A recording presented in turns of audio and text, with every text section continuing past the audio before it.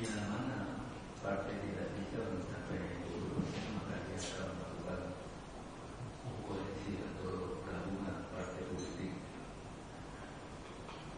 Nah, untuk kita ketahui bahwa pada pemilu tahun 2009 satu-satunya partai politik yang bisa mencalonkan langsung presiden adalah Partai Demokrat. Kenapa? Karena Partai Demokrat waktu itu mencapai persentase dari segi suaranya 20,85%, dan kemudian yang lebih penting lagi kursinya 148 kursi. Dan demikian partai itu yang berhak untuk mencalonkan secara langsung. Partai kami yang pernah menjadi pemenang tahun 2004, tahun 2009 itu hanya mendapatkan suara sekitar 45% suara dan kursi 106 kursi. Jadi tidak bisa memenuhi ketentuan dan akhirnya kita berkoalisi dengan partai yang lain dan khususnya adalah Hanura. Kebetulan Pak Hanura sebagai ketua umum Hanura ternyata juga bersedia menjadi calon wakil presiden. Padahal dalam pemilu 2004 Pak Wiranto itu adalah calon presiden dari Partai Golkar. Jadi kita bisa melihat betapa politik itu begitu pentingnya bagi para tokoh-tokoh, sehingga kalau tidak bisa dapat calon presiden ya tidak apa-apa, nanti bisa calon wakil presiden. Jadi itulah kita lihat betapa para tokoh-tokoh politik termasuk yang datang dari belakang militer itu mereka juga mempunyai suatu obsesi yang begitu kuat untuk bisa menduduki jabatan presiden.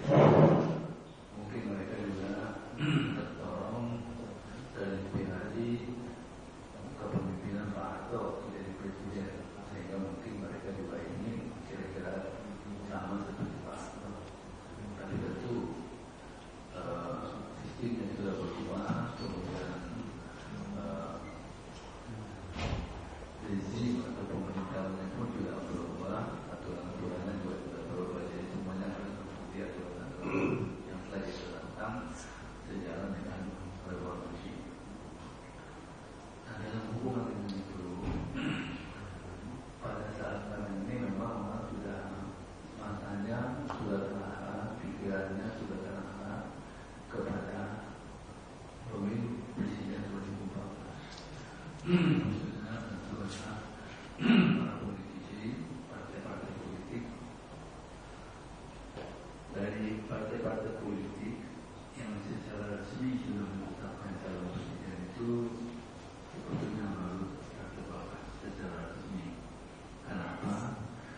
Karena Partai Golkar memang sudah menetapkan melalui mekanisme Rapimnas. Diawali dengan Rapimnas tahun 2011, kemudian diformalkan melalui Rapimnas tahun 2012. Dan calonnya ditetapkan adalah Saudara Rizal Bakri, yang notabene adalah ketua umum Partai Golkar. Sebetulnya Partai Golkar sudah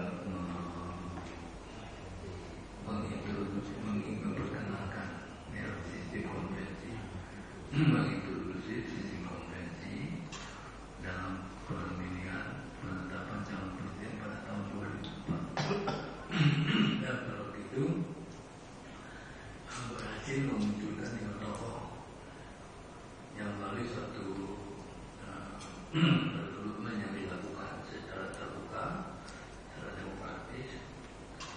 Waktu itu tidak kurang 19 orang yang mencalonkan sebagai calon presiden atau bakal calon presiden. Setelah diseleksi melalui mekanisme dari bawah, dari tingkat 1 dengan melibatkan DPD Golkar tingkat 2, dan tingkat 2 juga secara tidak langsung juga melibatkan DPD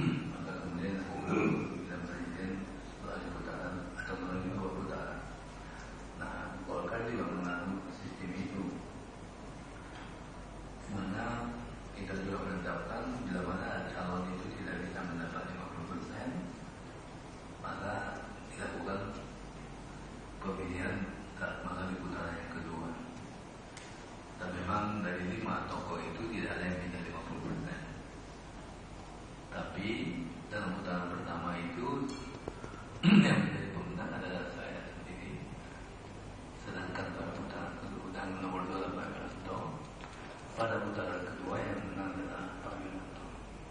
Kenapa waktu itu memang terjadilah berbagai deal politik, bahkan juga menurut saya juga transaksi politik, dan akhirnya adalah menang Pak Wiranto.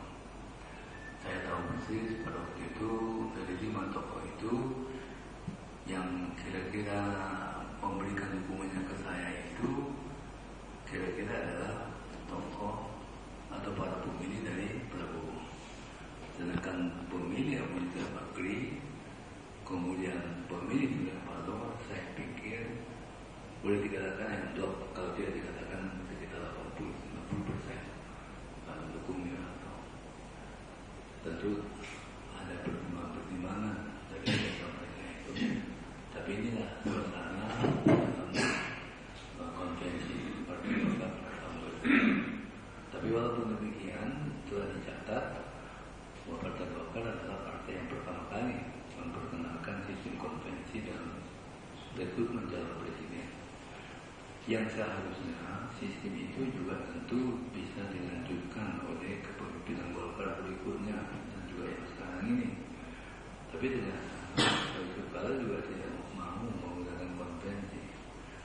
Yusuf Kala itu dalam komentar-komentar dan pernyataannya dia itu sama sekali tidak memberi apresiasi kepada konvensi. Jadi sepertinya bukan seorang yang memiliki suatu pandangan sebagai seorang politisi yang betul-betul memikirkan sistem politik atau sistem rekrutmen yang betul-betul demokratis dan terbuka. Antara lain, juga itu menyebut bahwa itu konvensi itu macam-macam orang ikut. Ada artis, ada dukun, ada macam-macam. Jadi seolah-olah betul-betul lupa itu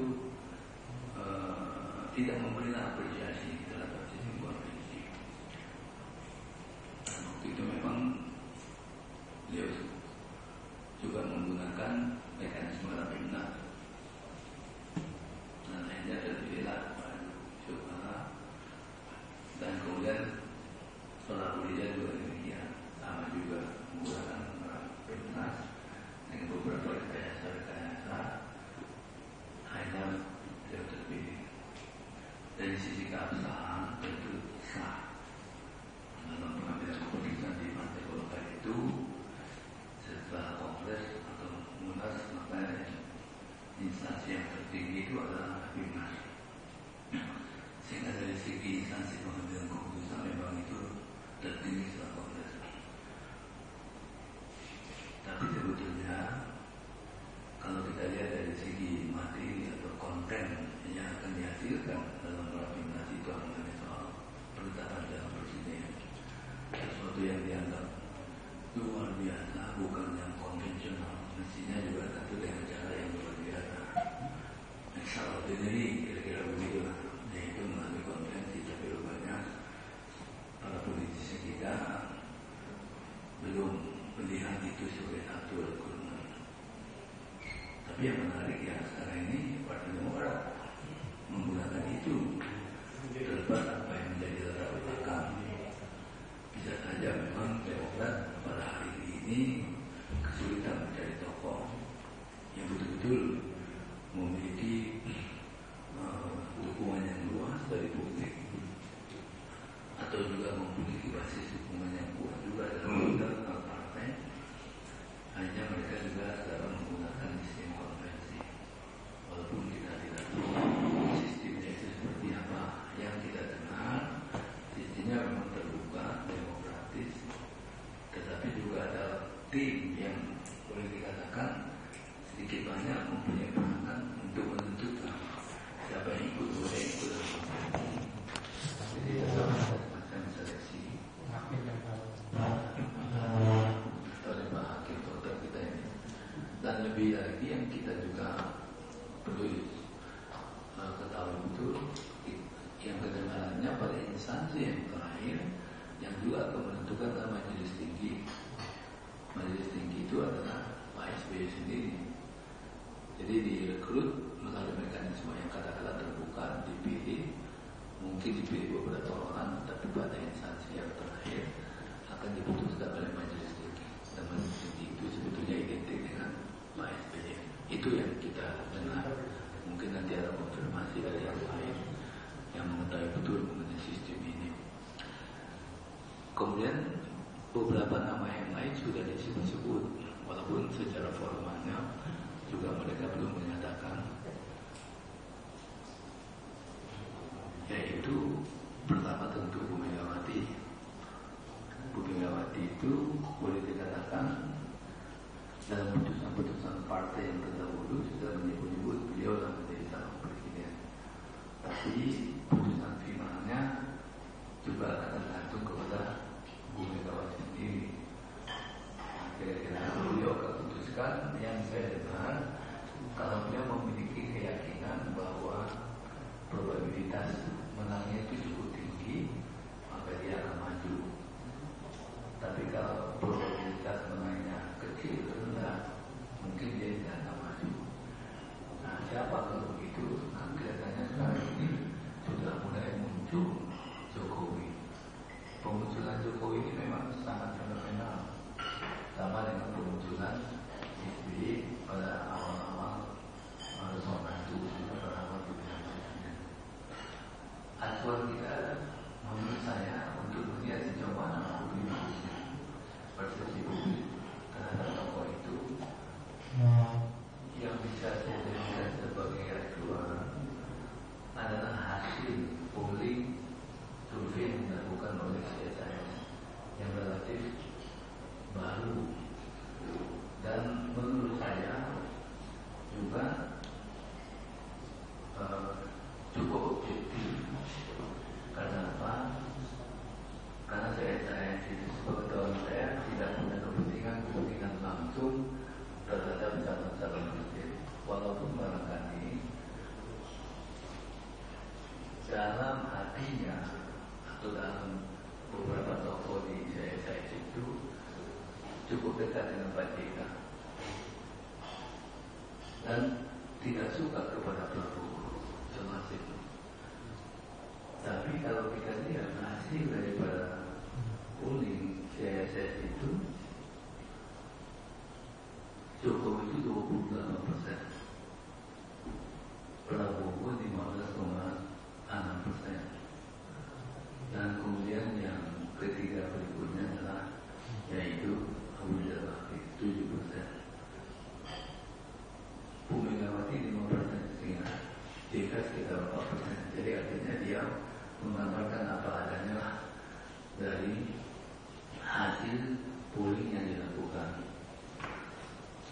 Sedangkan lembaga-lembaga survei yang lain tentu saja sudah mulai timbul juga pada bulan kita. Misalnya LSI di media itu sudah dimangkat oleh Abu Rizal Bakri, sehingga tentu setiap hasil surveinya sudah sangat bias bagi kepentingan tentu Abu Rizal Bakri. Yang relatif bisa lebih netral itu adalah Saiful Mujani.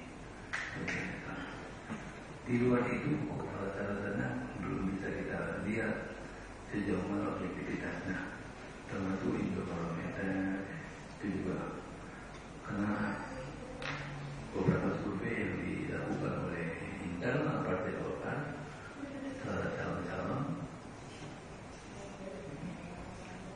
itu tergantung kepada kepentingan daripada pemesan dari survei itu. Jadi oleh karena itu survei saya kira juga tidak bisa sepenuhnya kita jadikan sebagai acuan untuk menetapkan sejauh mana elektabilitas seseorang tersebut. Mungkin barangkali survei atau polling dilakukan Kompas barangkali akan bisa mendekati. Cuma Kompas itu kan dia melalui telepon dan coverage-nya juga tidak begitu luas, sehingga respondennya juga sangat terbatas,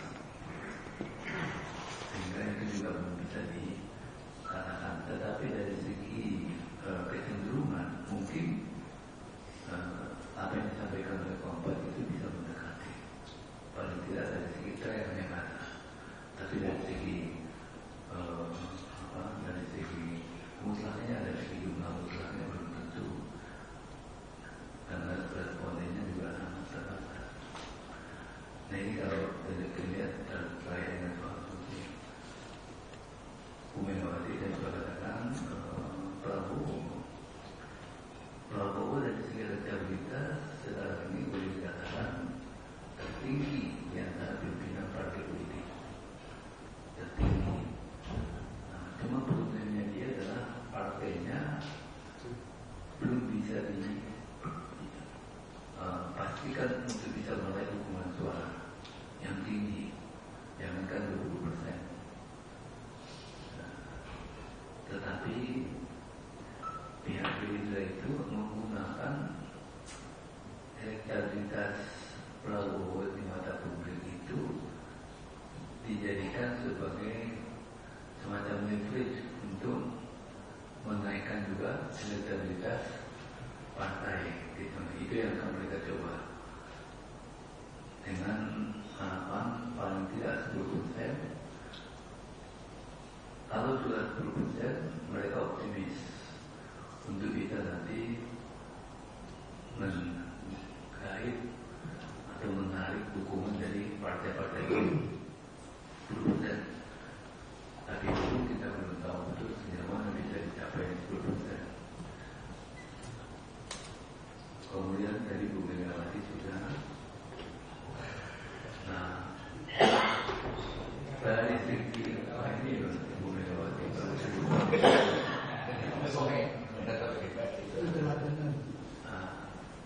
dari segi elektabilitas partai, memang yang disebut-sebut itu 3 partai besar, yaitu PDIP, Golkar, dan Demokrat. Tapi Demokrat terakhir ini mengalami banyak persoalan internal, dan dari survei pun tidak akan terjadi penurunan yang akan cukup signifikan.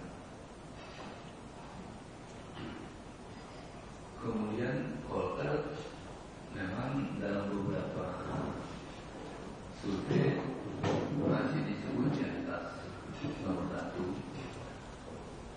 tapi juga dalam pemerintahan yang terakhir ini juga disebut-sebut bahwa partai yang paling solid, yang paling terorganisasikan dengan baik ke dalam dan memiliki confidence yang tinggi dalam menghadapi berbagai agenda politik, ya disebut-sebut adalah PDIP.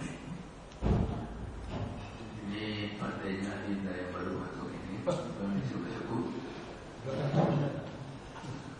Memang kalau kita lihat ada benarnya, karena pertama PDIP itu menang dalam beberapa pilkada. DKI mereka menang, kemudian Jawa Tengah mereka menang, kemudian di daerah-daerah lain walaupun tidak menang, tapi nampak betul bahwa partai itu memang solid, dan dari segi jumlah pendukungnya juga hampir mendekati pemenang. Seperti Sumatera Utara nomor 3, nomor 2, dan mendekati suara yang tidak banyak bedanya. Kemudian juga Jawa Barat bersama juga nomor 2, dan juga tidak begitu banyak bedanya. Tadi cuma ada tidak 900-an bedanya, kan menurut rekan-rekan PDIP sebetulnya yang menang itu adalah PDIP. MK sudah putus yang menang. Ya, tapi MK sudah memutuskan yang menang adalah Mahfud MD. Dan menurut PDIP mereka, kalau mau dihitung betul bukti-bukti yang mereka miliki kira-kira begitu, mereka menang. Tapi tentu MK mempunyai metode dalam menghitung atau menentukan apakah betul-betul terjadi kecurangan. Tentu MK yang pengalaman yang mereka miliki. Dari sisi itu memang saya bisa mengatakan dari pengamatan kita PDIP itulah yang boleh dikatakan sekarang ini cukup solid.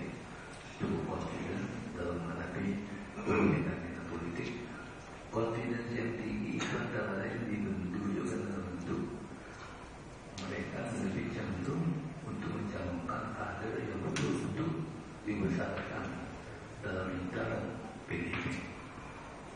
Seperti yang terakhir ini Jawa Timur, mereka calonnya adalah Pak Mendeka. Dulu wali kota Jawa Timur, bahkan sekarang wakil wali kota dicalonkan dengan satu lagi anggota DPR namanya Said Abdullah.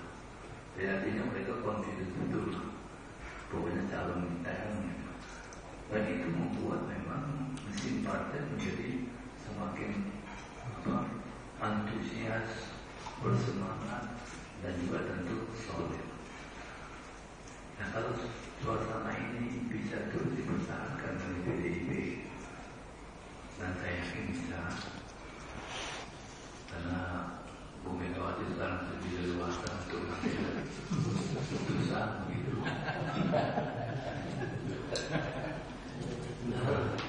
Saya melihat bahwa PDIP itu kecenderungan untuk pemerintahan pemilu legislatif saya kira tinggi.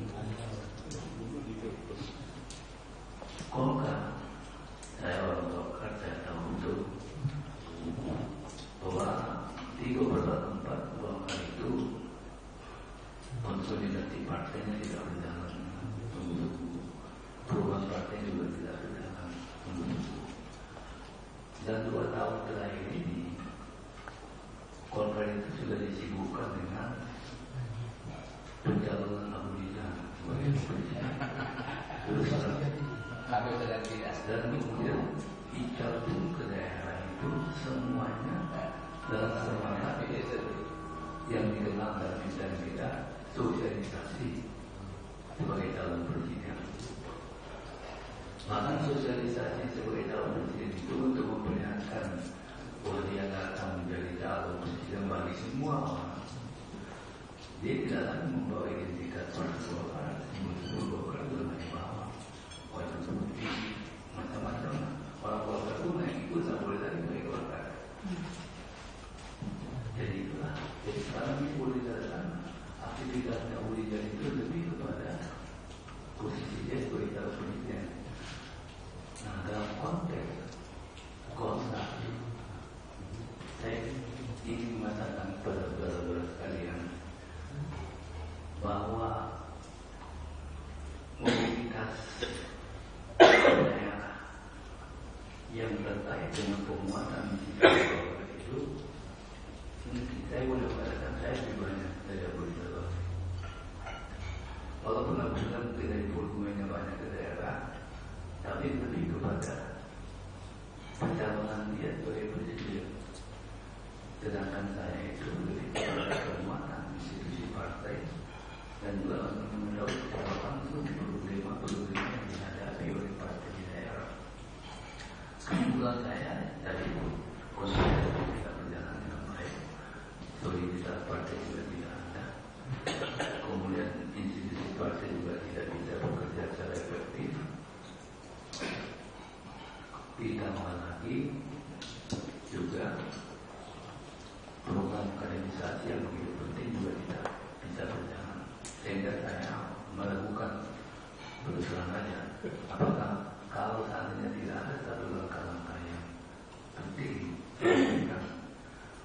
untuk mengubah pola daripada manajemen partai, saya khawatir akan mengalami kesulitan pada dalam dengan PDIP. Nah, kalau misalnya tidak bisa menjadi pemenang, apalagi kalau misalnya tidak bisa menjadi dapat suara di atas 20%, ya tentu Golkar tidak mungkin mencalonkan sendiri, harus berkoalisi dengan partai lain. Dan kalau dikaitkan dengan target daripada perolehan suara Golkar itu tinggi, 30-35%. Targetnya tinggi betul menurut saya. Kenapa? Karena dalam pemilu 2009 itu Golkar memang nomor 2, tapi dari segi jumlah suara mutlaknya itu turun jauh dibandingkan 2004. 2004 Golkar menang 24,9 juta suara. 2009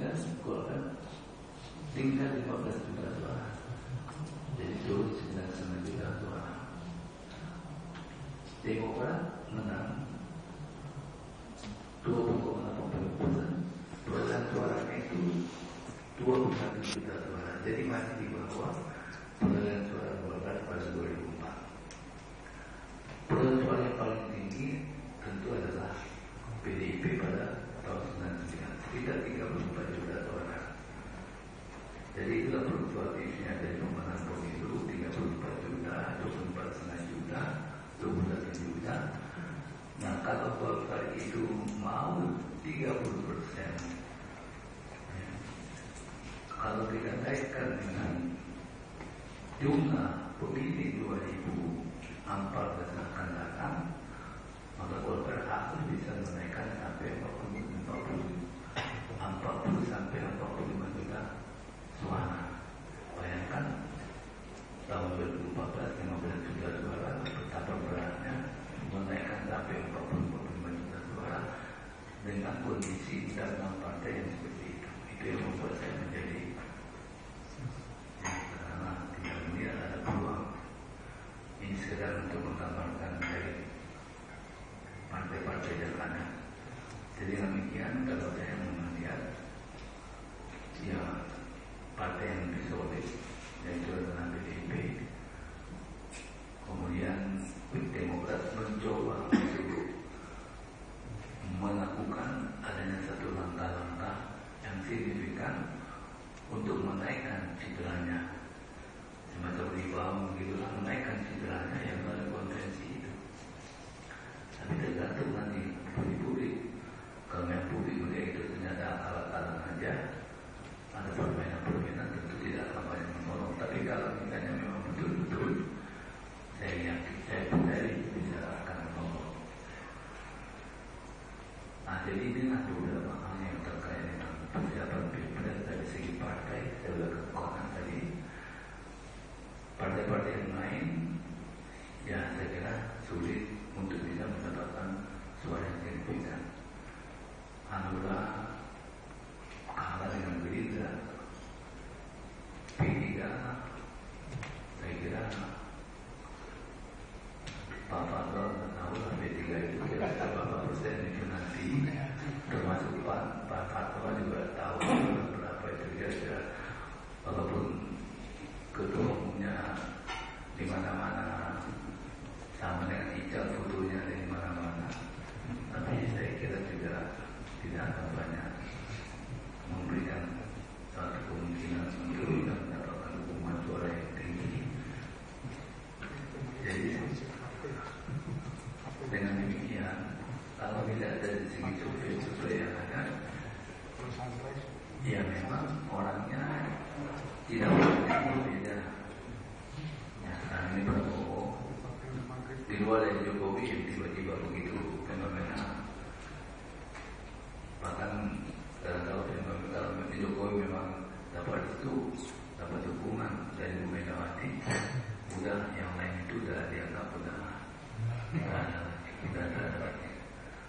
Jadi memang ini satu hal yang perlu kita kaji juga. Dalam publik kita ini dalam menilai orang itu kita juga nggak tahu ukurannya apa gitu. Maksud saya itu ya kalau misalnya secara objektif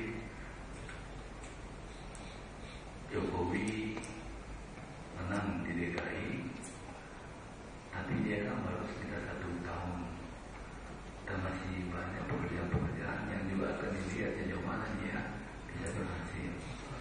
Tapi kalau opini publik itu juga hebat betul. Tadi ketika dalam agenda tadi bikin buku, apalagi sekarang juga ada yang bikin film, juga laku cepat kelihatannya juga. Jadi memang ini manusia istimewa. Kita mau berurus urusan politik dari muda, dari usia 40 tahun ini, dari sejak tahun 64 saya masuk HMI, kejar-kejaran dengan orang CGMI, ini di fakultas saya, kemudian juga menjadi ketua senat, aktif di Dewan, MPM, menkumnya aktif di PB, KMP, macam-macam menteri dan lain-lain berapa tahun itu. Ini cuma memunculkannya ada dalam beberapa saat muncul begitu fenomena dan akhirnya terpilih.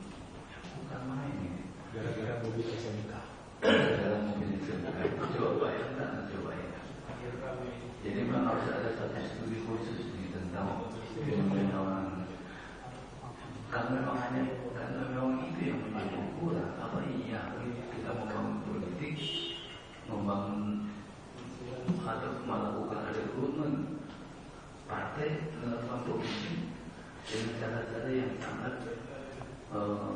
tidak ada di dalam buku-buku studi politik itu, boleh dikatakan ada.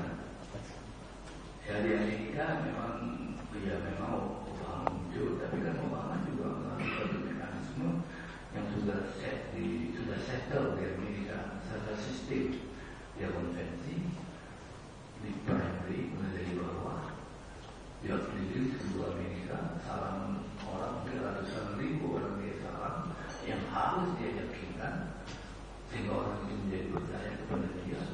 Bayangkan baru dia kemudian masuk dalam salon presiden dan akhirnya menjadi pemenang.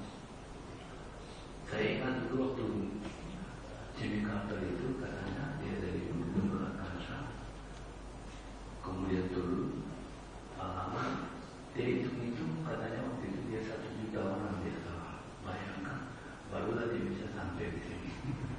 Saya kata itu orang kalau si Jokowi ya udah tahu itu lah dulu waktu masih Jakarta pakai senior tadi itu tiba-tiba jadi. Tapi itu faktanya. Tadi yang saya katakan survei yang dilakukan oleh Kompas itu dia tertinggi. Kemudian ya kalau kita lihat tadi memang Prabowo cukup di atas. Prabowo tinggal menjadi partainya. Tapi kalau dia bisa mendapatkan partai di atas partai 10%, saya kira untuk mencari 10% lagi saya pikir bisa dia. Saya kira bisa. Artinya juga cukup kuat. Jadi itu salah satu tokoh. Nah, Senan Abu Rizal ya 7%. Nah, kelihatannya juga tidak ada yang lain. Iklannya paling banyak. Iklannya macam-macam yang muncul.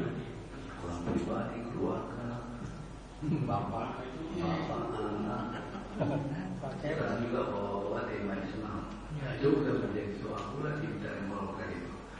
Kenapa Golkar ini kan partai terbuka?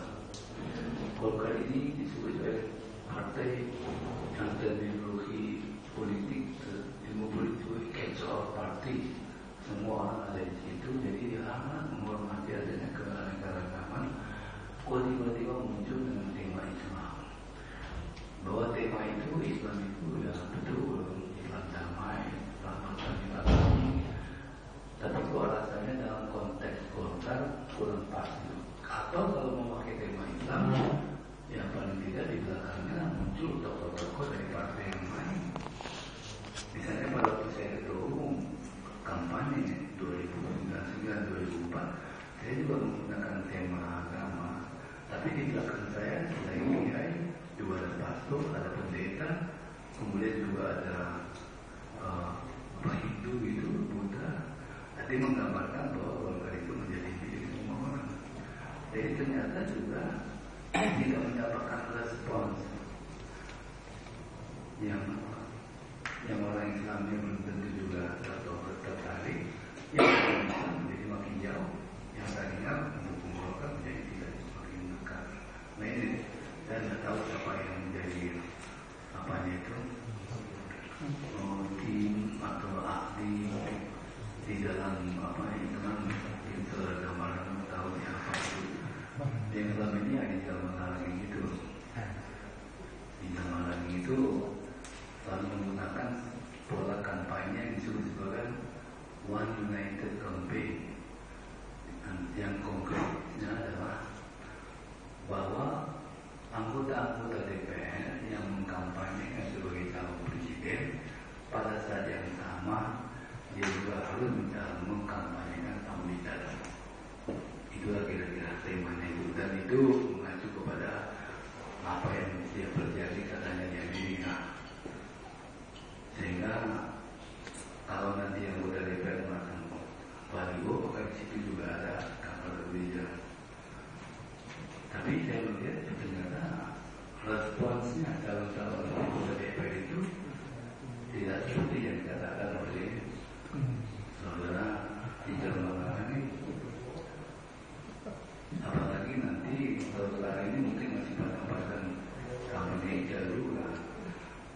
kalau nanti semua udah definitif jadi calon setara, saya kira sudah mikirin masing-masing budaya.